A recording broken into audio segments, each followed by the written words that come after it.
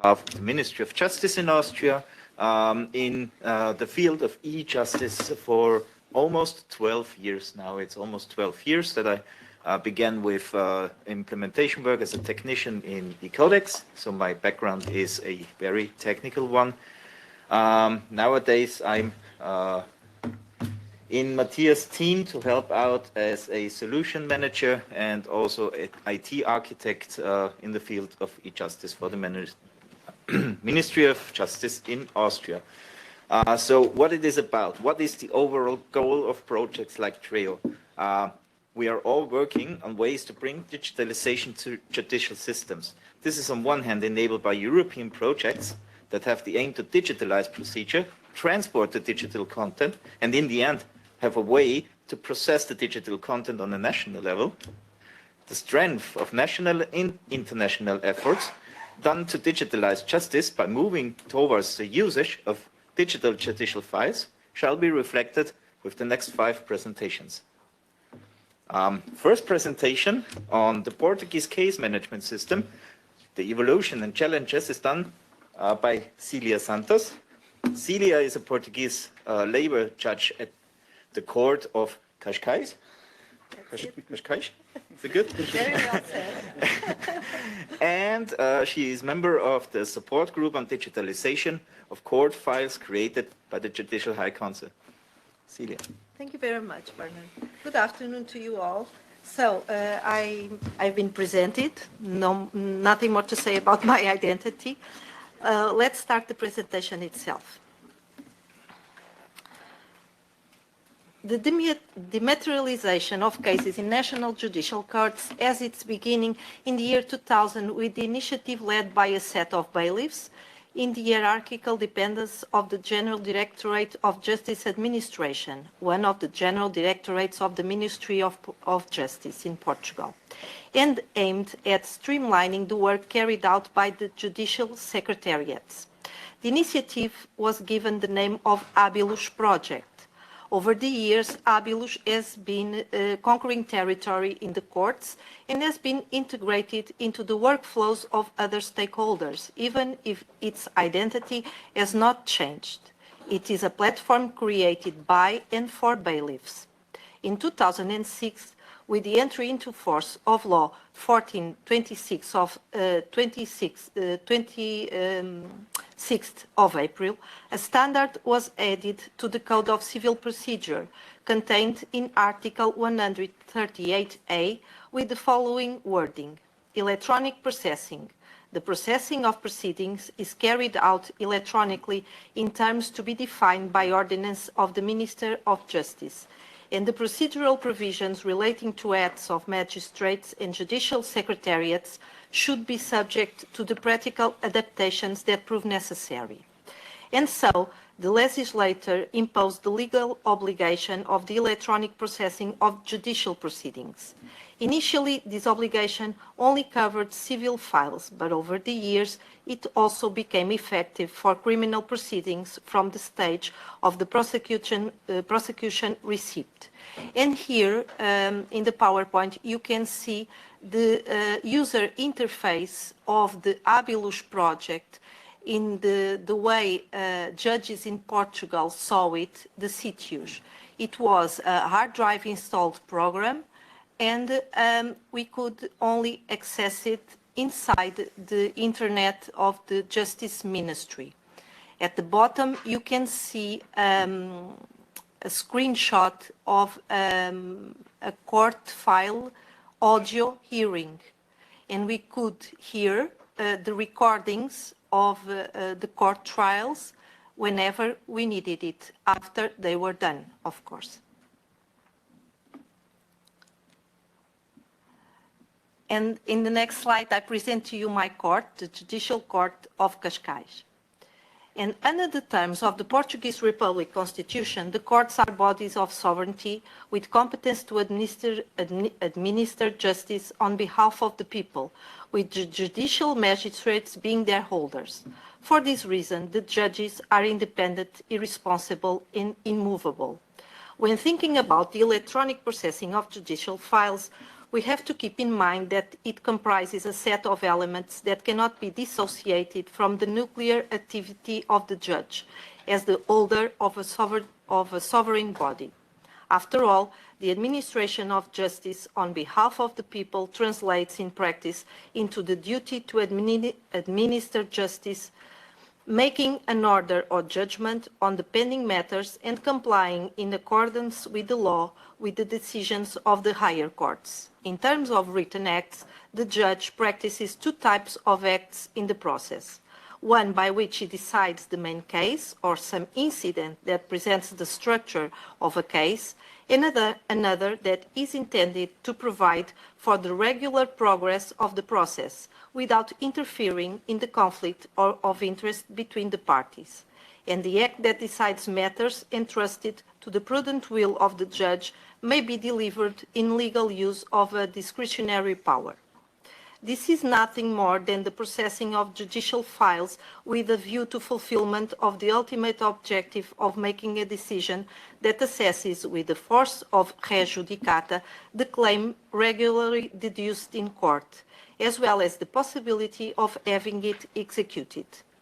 The nuclear activity of the judge is the processing of judicial files with a view to delivery of a decision, which is why the legislator imposed on him the duty of procedural management, translated into the active direction of the process, providing for its rapid progress and officially promoting the steps necessary for the normal continuation of the action, refusing what is impertinent or merely dilatory, and having heard the parties, adopting mechanisms of simplification and procedural simplification that guarantee the fair composition of the dispute within reasonable period of time.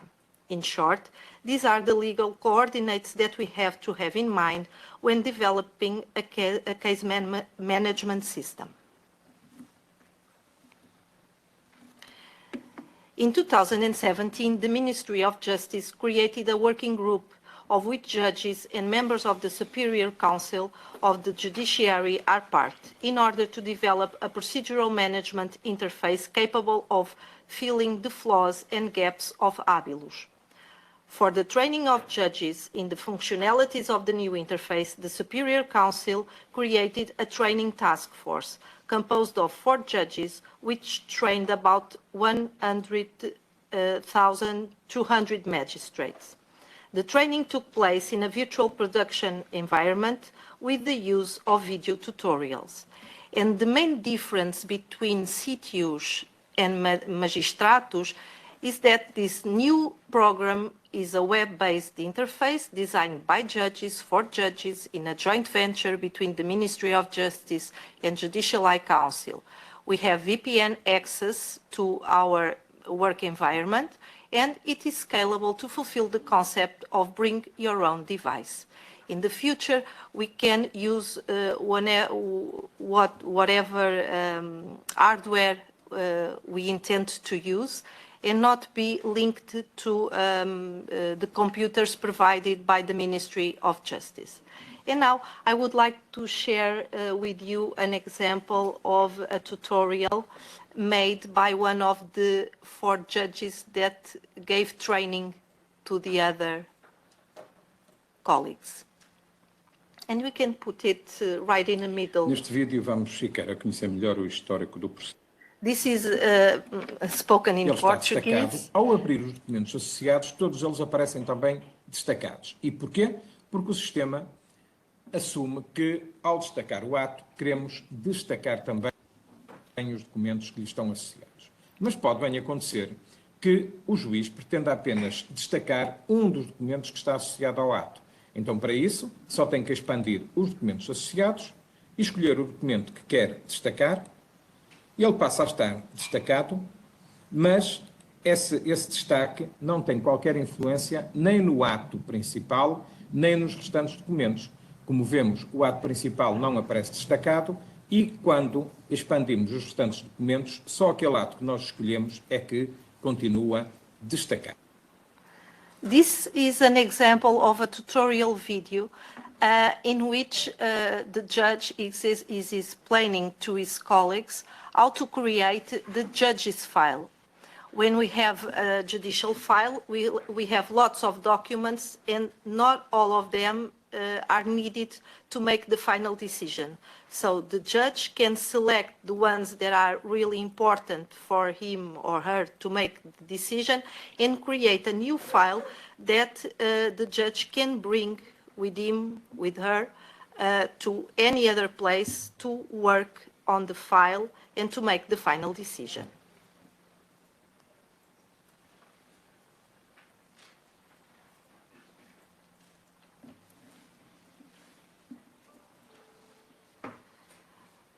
The new platform, which we are now using, and as I said before, it's called Magistratus. You can, oh, okay, now it's my turn. We have here a set of photos, and this is this platform. This platform has an initial interface that shows some hints and also has some tutorials that judges can read to know how to operate with the platform, besides the training and the video tutorials made at their disposal, like I showed you. And this is where I see my files, how many files I have to study, how many scheduled trials I have. This is the agenda.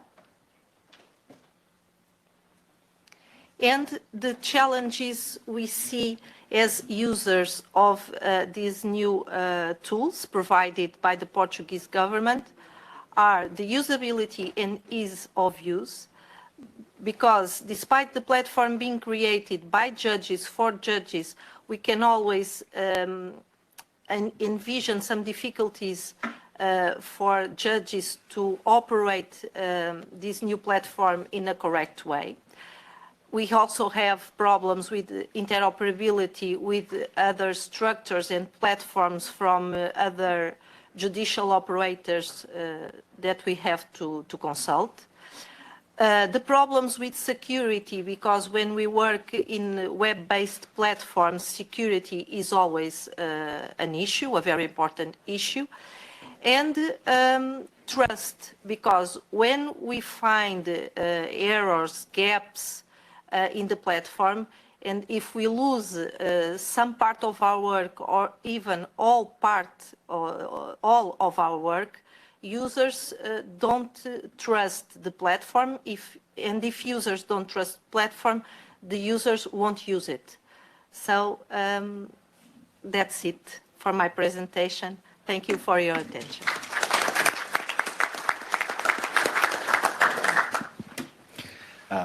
Thank you indeed, Celia. The next presentation will be held by Dr. Christoph Czaplik from the Ministry of Justice in North Rhine-Westphalia about a familiar stranger, digital files in North Rhine-Westphalia, Germany. Christoph is an expert for legal information technology and member of the German National Unit for the Coordination in Matters of E-Justice. He started his career as a judge at the Administrational Court about 9 years ago. In 2021, Christoph joined the Unit IT2 in the Ministry of Justice North Rhine-Westphalia. There, his responsibilities include information security, the use of artificial intelligence and legal tech in the judiciary, and the digitalization of cross-border communications. Christoph, please. Thank you. Thank you very much, Bernhard, for the very kind introduction. Good evening, good afternoon, everybody here and online. It's a pleasure for me to give you a very brief presentation, or let's say a glimpse into our e-file system that we use in North Rhine-Westphalia. We don't have much time, so I'm just going to start.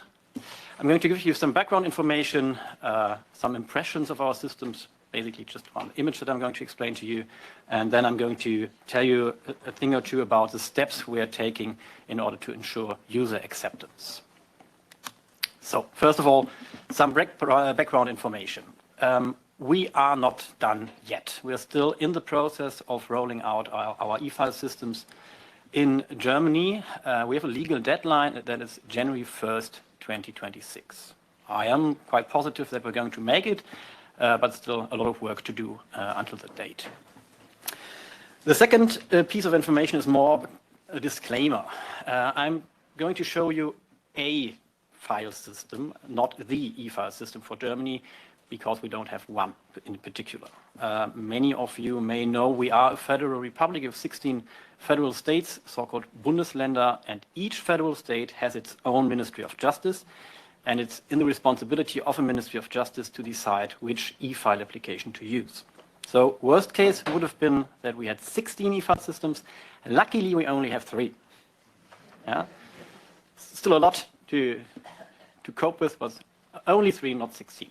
And I'm going to show you our system. It's called E2A. It's Electronic Ergonomic Workspace. And it's used by North Rhine-Westphalia, Saarland, Lower Saxony, Hesse, Bremen, and Saxony-Anhalt. Under the leadership of North Rhine-Westphalia, those states have around 32 million citizens, so not quite half, but more than a third of the German population. That is how our system looks like.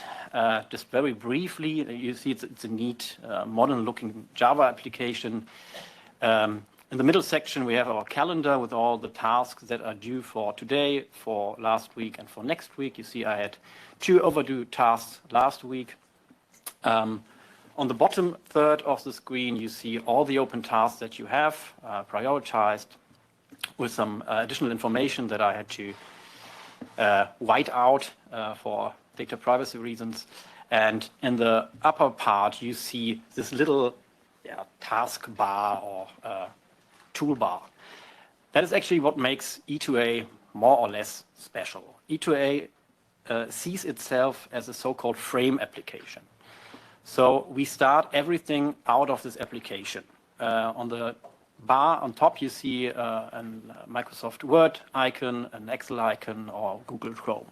So when you click on those items, the applications are actually started within the frame of E2A to ensure, firstly, good integration into the system, and secondly, a quick start, because loading times are what users hate most, basically. We have a direct integration of our case management systems. On top, you see UDK and TSJ, just 2 of our many systems we have in Germany in place. Those are for the civil branch in North Rhine-Westphalia. Other states use other software, and other branches use other software as well. I'm a judge at the administration court. I've never heard of UDK before I joined the ministry. Okay. What are we trying to do to ensure user acceptance? We are convinced that it is crucial to have the users accept our application. We want them to use it. So first of all, we tried to facilitate the transition from paper to electronic. And we did that by transforming offline workflows into online workflows. I'm going to show you some examples in a minute, but basically we wanted to have our users find something familiar in the strange electronic world they have to live in now. That's the title of my presentation. The second thing, we wanted to build up trust. We accompanied, or we still accompany the process with training, of course. We have master trainers in every office, in every court in our state. And before we even started rolling out the e-file, we made sure that we have adequate equipment at every workspace for every judge and every court staff. So 2 screens, a mobile device, and so on and so on. We centralized our IT structure in order to make sure that we actually can provide an environment that allows smooth working with an electronic file. At least we tried so. The last and final step, we want to ensure sustainable success. I think we can all agree on one thing. Having an e-file is not the end of the process of digitalization in courts, but just the beginning. We are going to introduce the e-file in order to be able to actually use all the advantages that the digitalization can bring to us. I'm not only talking about AI, but I am, of course, talking about AI. So that is the first step, and we have to have the users on our side in order to be able to actually build upon that foundation that we now build.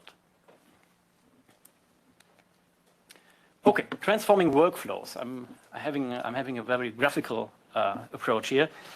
As a judge, I used to have this shelf thingy on the left side in my office, next to my door. That is our post system.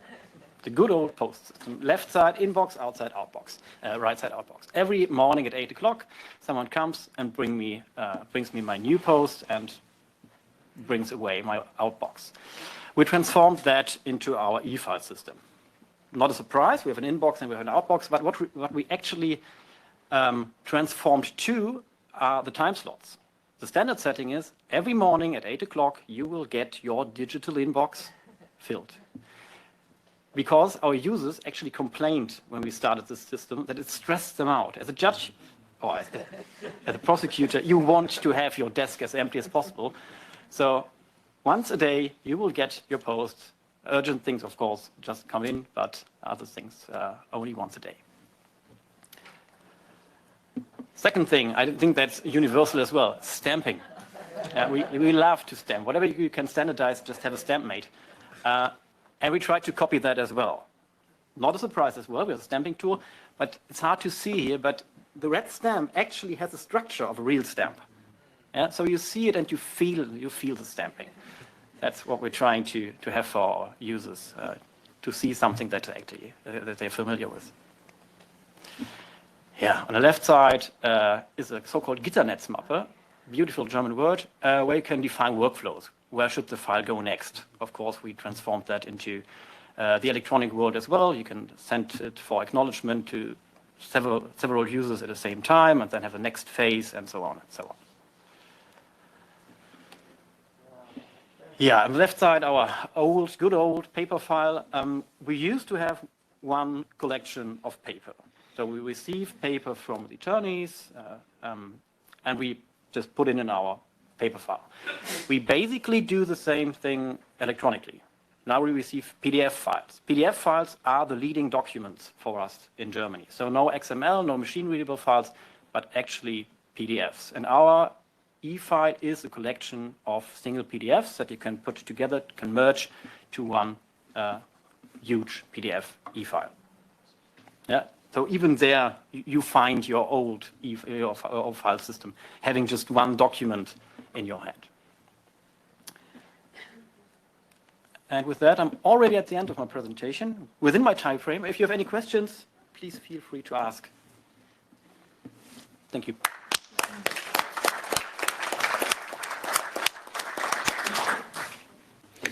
Thank you very much, Christoph. Are there Can I ask a question? Yeah, that's okay. Oh, sorry, I didn't. I just asked you mentioned what you store files in PDF format, but in the structure, how do you, with digital signature or not? How do we store them? Just desktop PDF.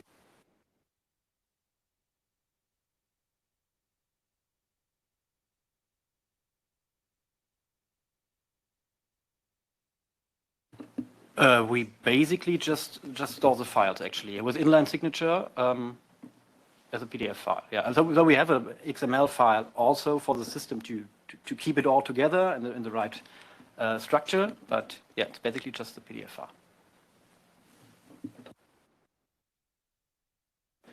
I'm so jealous.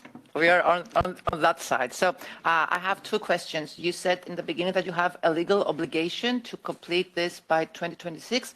This legal obligation comes from which body first? And the second and final, when you finish your project in 2026, will this also affect or pressure the other ministries to do the same? Will they also have a similar legal obligation? Thank you. Yeah, thank you very much. Yeah, it's a funny thing with the legal obligation. So we have 16 state ministries of justice and one federal ministry of justice. The federal ministry of justice is just responsible for federal courts and one federal PPO. Still, they are the ones that made that deadline for every other federal state. So we have to work what they decided we should have to do. So it's a legal obligation for every state, for every Bundesland in Germany, for all the 16 states.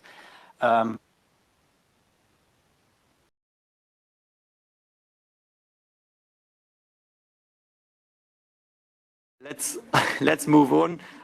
But of course, the first, I guess one of the things you're caring most about is, of course, the technical support for the e-Codex components, and of course also the place where you can report your problems within the e-Codex system. So whenever you start, and I mean, this is something Ion mentioned, the problems arise once you start testing, and this is again, I guess this is coming also to the conclusion that you only realize when you're really doing real business, and therefore, of course, you need a place where you can report your problems. And right now, this is the consortium. We have established all kinds of measures, ticketing system, and this was all taken over, and EULISA is establishing a ticketing system. They will have their e-Codex correspondence. You have to name it, and they will receive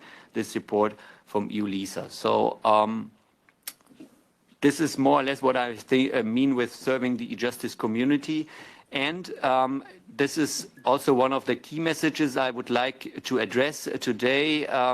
We have already the e-Codex Advisory Group and the e-Codex Program Management Board established. Some of you are participants there, representing your countries, and I can only encourage you to fulfill this role, because this is, let's say, the new place where you can address all kinds of problems, experiences, and things we have talked about, where the community is so important, and especially the AG. And I think the advisory group is now represented. I think, I don't know, is Portugal already there? Just looking to my colleague. I think not. Okay. So making only the exception, Portugal is still missing, but the rest. But we want to be part. Okay, but they want to be a part. Hopefully, I will see you there. Besides that, I think it's one of the most important groups to, let's say, care and also to develop e-Codex further, because this is also something Huub is always mentioning. The member states are needed. It's not EULISA that is developing e-Codex, it's the member states, it's the AGs and the AG members who are exploring and problems and seeing where the need of the further development of e-Codex, especially the decentralized components, are. And therefore, I can only encourage you to share your views, your experiences, and this is again, the community is important here, and I think also this is why these kinds of conferences, especially here the TREIO conference, is important. So just to summarize it, the role, I guess, of the AG and PMB is becoming increasingly important once EULISA has officially taken over. Just to summarize here on the next folder, a little bit of the responsibilities of the member states. Of course, we have also some homework to do. Some of you probably have done it already. We have to name e-Codex correspondents. We have to request and receive the supports. And one point I'd like also to address and remember, we as member states have to authorize e-Codex access points. So I don't know if you completely know what this means. So once you have chosen a competent authority who has set up an e-Codex access points, especially in the criminal field, or thinking of the upcoming e-evidence regulation, where providers have to answer via e-Codex their requests, somehow they have to be access also to e-Codex, and therefore you as member states have to authorize it. So I think it's one of the very interesting questions for the future. How, what kind of measures are member states going to take to authorize official e-Codex access points? Because we have to name them. In EULISA have to make a list and officially receive the answers from the member states, and we have to notify it at EULISA. So besides the big task for at least for some of you, but probably not all of you, setting up an e-Codex access point is also we have to authorize it. yeah, this is especially see where the problem is, because what is going to happen is we will have multiply bilateral connections. As eCodex is decentralized, you probably already heard this enough times. There are multiple connections, and of course we have to check it, maintain it, and somehow administrate it in our member states. And for smaller countries, that's probably easier, but for Germany, this is already quite a task. Yeah, and what is the impact of the digitalization regulation for us? And I think probably you've heard it enough. We have got 24 use cases divided in 4 batches that will become mandatory. This will be, as I said before, there will be more and more communication, more and more bilateral communication links between the member states. We have to keep track who is communicating to whom, because every connection is a bilateral one, and this is, will be highly administrational task, but not only administration, but also on the technical side. And yeah, this only leads to the conclusion that probably we need more and more resources, especially to deal with these tasks that are coming up. And just to also remembering that I think in March, the comitology for the digitalization process, digitalization regulation starts.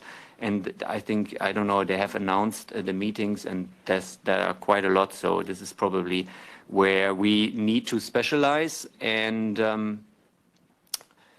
I will skip this because I think I'm already running out of time. You're already over time. Yeah, So as I said, there's always the problem once I start talking about it. Yeah, just to show you one slide example that we have different approaches in different countries, but all in all, you can say we're trying to specialize, trying to have special units that deal with all these kinds of questions. And I can only encourage all other member states to at least have a unit that is dealing with these tasks that are coming and that are already on the horizon, because the next 10 years will be quite busy in e-justice, digitalization. Thanks.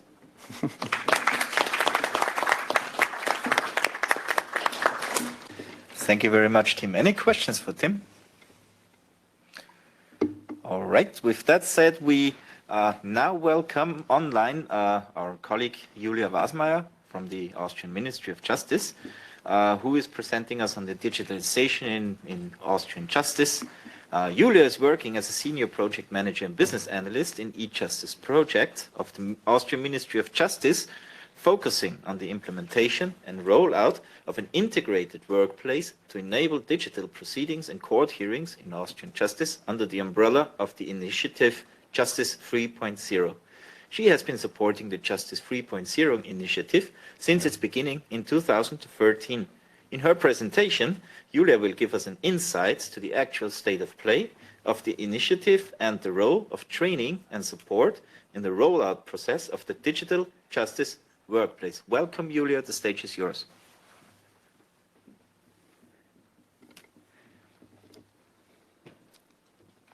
Julia, can you hear us? Can you hear me now? Yes, I forgot to unmute. Thank you. Thank you very much. And good afternoon from Vienna to Brussels. I'm very happy for this opportunity, and I hope that the WebEx room will not shut me out again as it just did before. I will give you a very short state of play on the digitalization initiative Justice 3.0 in Austria, which we have started in 2013 and planned to be finished in 2020, but we aren't yet. So I will give you a short state of play and then focus on what is changing for users with this digitalization initiative and what is the rollout of training in this, doing the rollout of the digital justice workplace in Austria.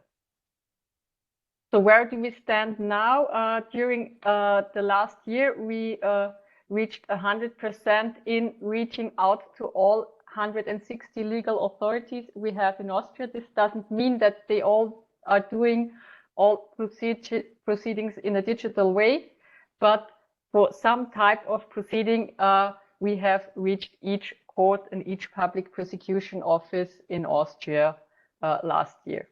That means that we have more than 5,800 users working digitally, which means we have about 80% of our judges working on digital proceedings, and we have reached 100% of the public prosecutor, district attorney's offices.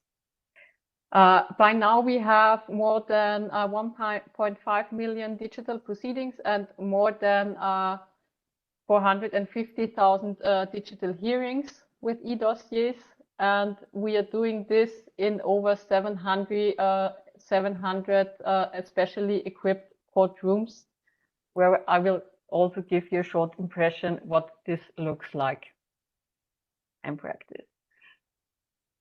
What is the actual plan? I told you we didn't reach the goal of finishing in 2020. The actual aim is to finish until 2025.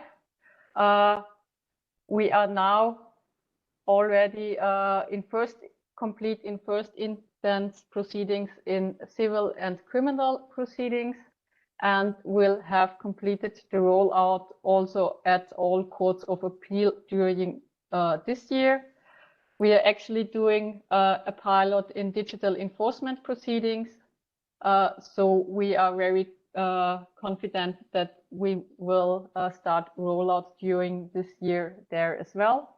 And we plan to start analysis and implementation on all other types of proceedings this year, with the goal to implement and roll out during the next year. So what is the benefit of the digital justice workplace in Austria? We also call it DJAP in short. The main idea is that the DJAP integrates into your Windows taskbar at the bottom of your computer, and it allows the user integrated work on the same case in different applications.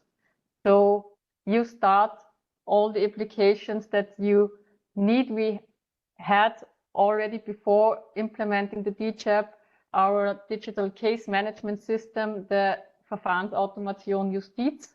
And of course, we had text proceeding support and other applications. And so the DJAP integrates these existing applications with the new applications we did for the purpose of managing the digital workflow. Those are those you see on the left side of this slide, meaning the DJAP itself and a task management system and the Akten system, which is the system where you manage your e-dossier or your digital file. So for the user, the first thing changes is the individual workplace equipment, because it, in the perfect state, gets rid of the paper. Of course, it's always allowed to print something out, but mainly you will do your work on the screen. So also what they get is they get a second screen on their workplace, because I need the space for opening my case management system and for reading documents in my e-dossier, or maybe I want to read more than 1 or 2 or 3 documents at the same time. So I need more screen space than without the digital file. What changes as well, of course, is the equipment in the courtrooms. As I do not carry my paper-based file to the courtroom, we need equipment there as well. And we do the same 2-screen setting for the judge. So the judge goes with his or her notebook to the courtroom, just plugs it in, and has like the normal workplace there, and has the hardware equipment to share information of the left screen at the desk with all the parties in the courtroom.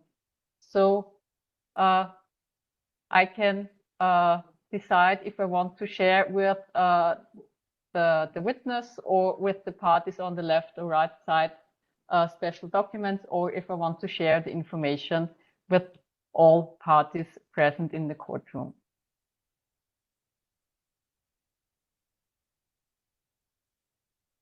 As I already said, as I do not have this nice paper-based in and out box we already saw before, we need something to transport the digital file to each user as well. And in Austria, this is done by the task management system, where every chamber or department is working together in one task list. So I can always see which tasks, which proceedings are actually done by the judge or are worked on by the clerk. And I have multiple possibilities to organize my task list, as you see with this colored text, and I can then filter my list and say, okay, I know now just want to work on this type of the proceedings. And then, of course, there's the e-dossier system, the core application of the DCHAP, where I can manage and read on my documents in the dossier. Just to give you a short insight, you have the tree of all documents that are part of this file. And then you have the possibility to read one or split screen 2 documents within the system at the same time. You can do personal highlighting. You can do search in the document tree. So if you do a good naming of the documents, you can very easily just search, for example, just for all protocols within the file. You can do overall search of the content within the e-dossier system, because all the documents are OCR'd. And what we also do is we do some automatic highlighting of search results in legal databases. So if, for example, a special legal norm or a decision is cited within the document, I just have to click here and I get to the result in the legal database at once and can just really easily access this thing. So as you can imagine, for users who are used to do their work in paper for quite some years, this is a lot of change they have to process when we come to a court the first time and start the process of going digital with the files. So information, training and support are very important success factors in our initiative. And I just want to show you what our typical approach is whenever we start in a new area of proceedings, where we meet a lot of users who have not been working digital until now. So the first thing is the preparation and basic training. And the first thing we do is we do a user information meeting with all the courts or public prosecution offices that are affected by this rollout step. So they get the possibility to join an online meeting where we give them basic information on the DCHAP and where we give them information about the planned training and rollout process. So they get a first impression on what will happen next, and they have the possibility to ask questions and talk about concerns they have. So they already have some information on the digitalization process when they enter the training. The next step is that we gather information on the workplace and courtroom equipment needed for these users. So we ensure that they get adequate equipment before the training. So when they go out of the training, they come to the workplace and they have everything they need. And also we have to schedule and install the courtroom equipment. So when the first courtroom hearings take place on digital files, they have everything they need for doing this as well. Then on an agreed date, they get their basic user training on the DCHAP, which usually means 2 to 3 days of training on site. We have 4 dedicated IT training centers in Austria in each region, and they organize and do the training for the users. And after that, immediate productive use of the DCHAP after the training is recommended. So usually the process is the users get the training, and then the week after we agree with the court that they start doing digital files in this special area where they are going to start now. So the users do not have a very huge time gap between the training and the actual use of the software. So this 2 to 3 days is really much information for the users. And when we start, they only start with new proceedings. So they have like a soft start, but of course they forget a lot of things they heard in the training. So what they also get is they get supporting materials. Of course, we have user manuals, but on the basic use cases of the task management system and the e-dossier system, we also have e-learning videos they can consult afterwards, so to freshen up the knowledge of the basic training. When they have earned some more routine with the systems, there is also the possibility of optional training on advanced training on special use cases you do not need at the beginning, but need later on, like in the area of judges. How can I use the e-dossier and the functionalities we offer to prepare my courtroom hearing if this is a complicated proceeding with a lot of documents, with a lot of parties? How can I do that? How can I prepare it? How do I handle it in the courtroom? We have special trainings for that. And usually this would be too early if you would include it in the basic training. So this is optional afterwards. And also we have the challenge that, of course, we do further development all the time.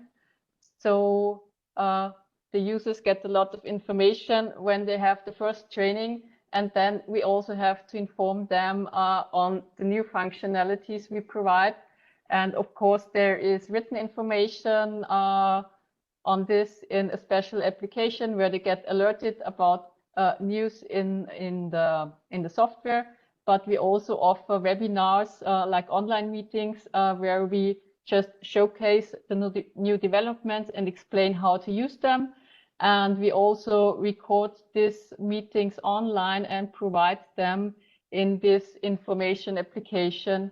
So everybody can just pick the piece of information in a video afterwards and does not have to join this sort of meeting just at the time slot where we plan it. And last but not least, and maybe most important, there is the user support for the individual user. We have hardware support available at each court or public prosecution office. And for questions on the application use, we have very highly qualified hotlines, helplines for support on application use, where the users can call during business hours and get individual help.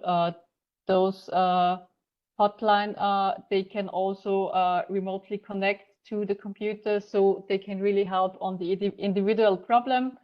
And I think this is really very important for the user who has an imminent question and does not have the time to just now consult the user manual or click an e-learning video. So this is more or less the basic process we do whenever we start in a new area. So I hope this has been valuable information for you. And of course, I'm still available for questions if you like. Thank you very much.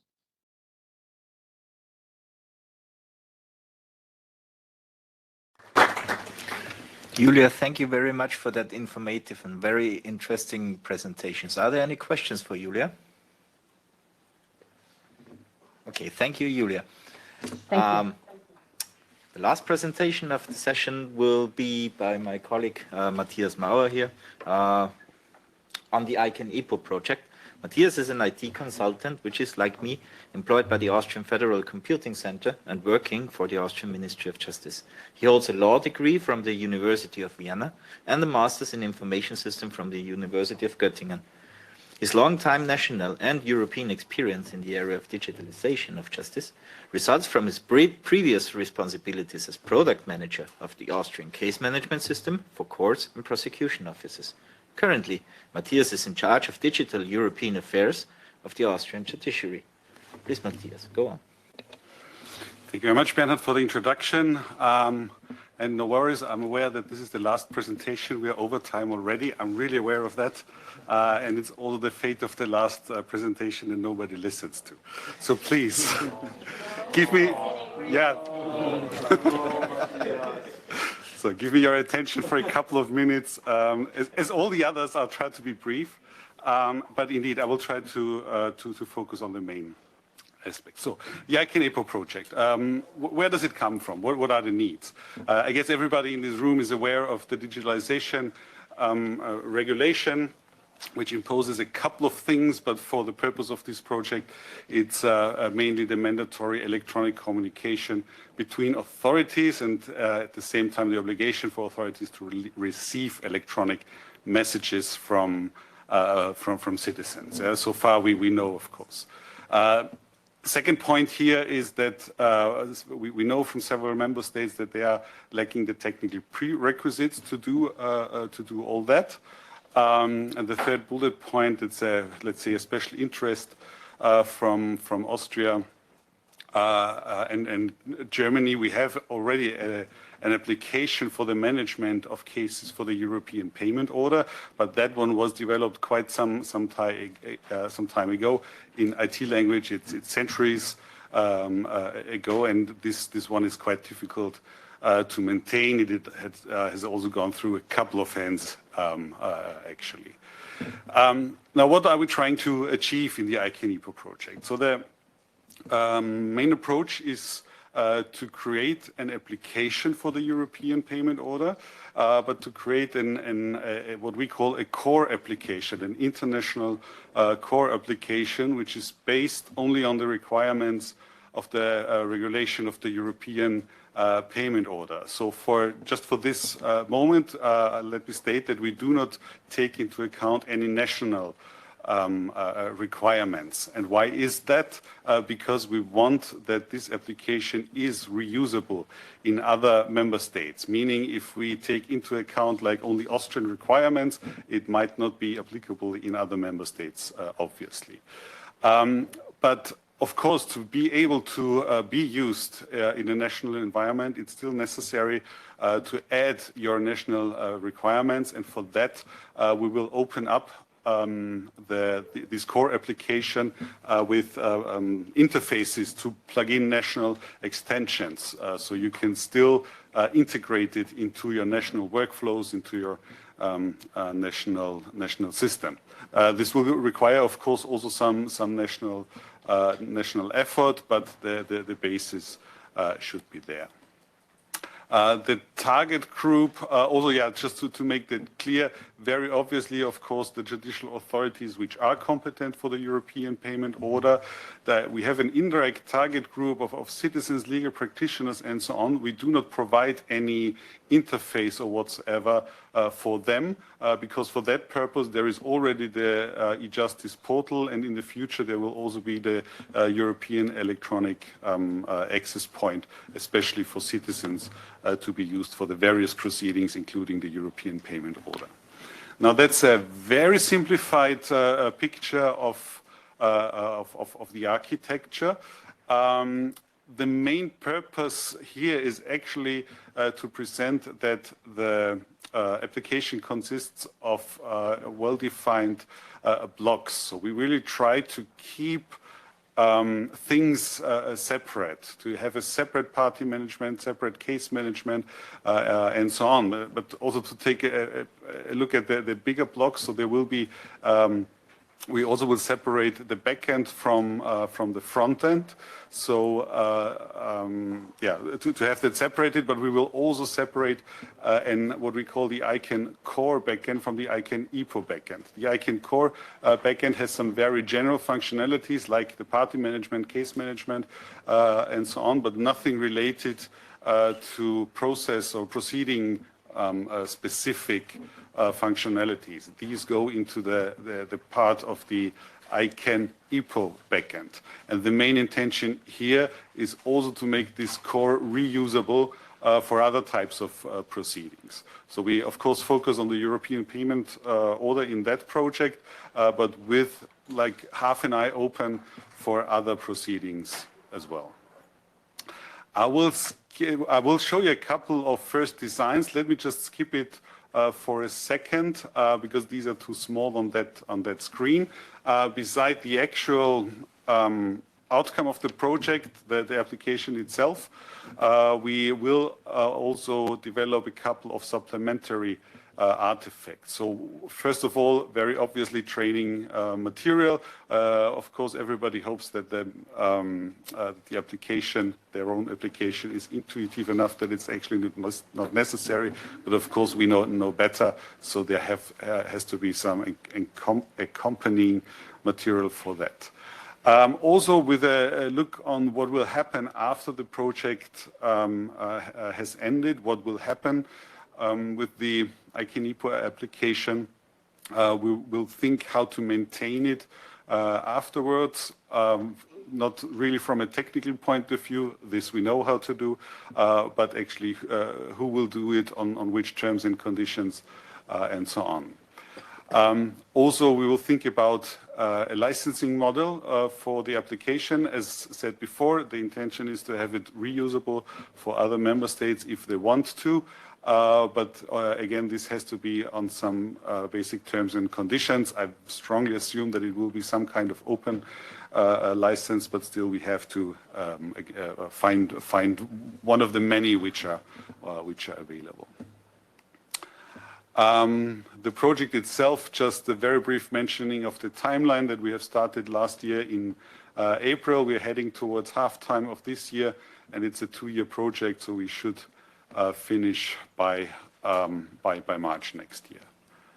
Also not to be forgotten, the project partners, so the Austrian Federal Ministry of Justice and the Aristotle University of Thessaloniki, both are also implementing partners, so really working on the code for that. And we have the colleagues from Portugal, from the Judicial High Council, and from the Netherlands, from the Ministry of Justice and Security, to help us with in really many different aspects. Okay, at this point, I would kindly ask Alexandra to put on the screen the first screenshot. What you're about to see, this is a very preliminary design. This is not the thing how it will look like in the end, but you will get a basic idea of it. So the first one crashed.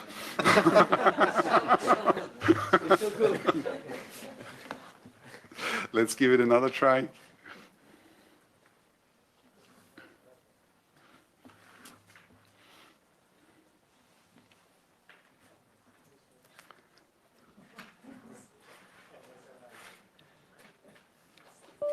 Okay, then please go back to the presentation. It's a bit small in there, but I think to get the idea, that should be fine.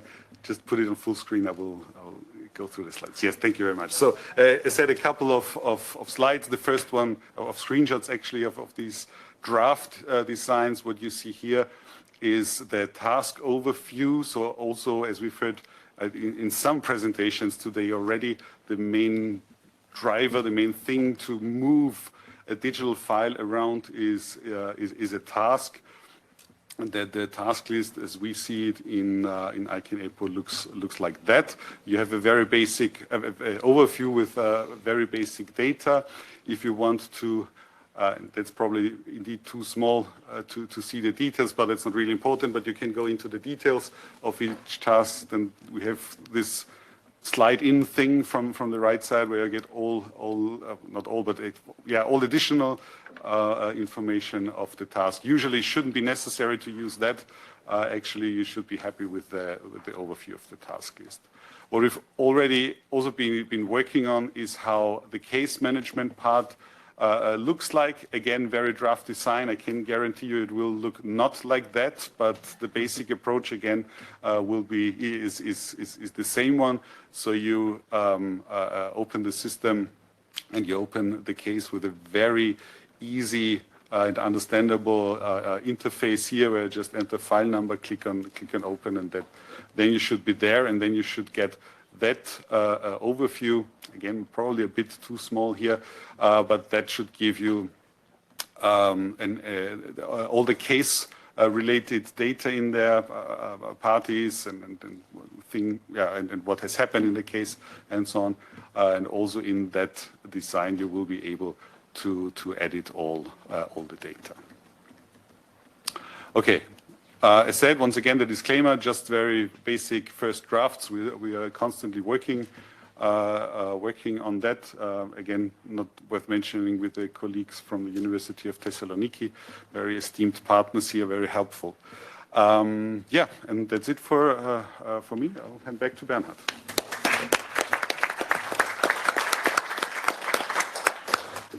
Thank you very much, Matthias. I have some questions on the software architecture. Will you answer them?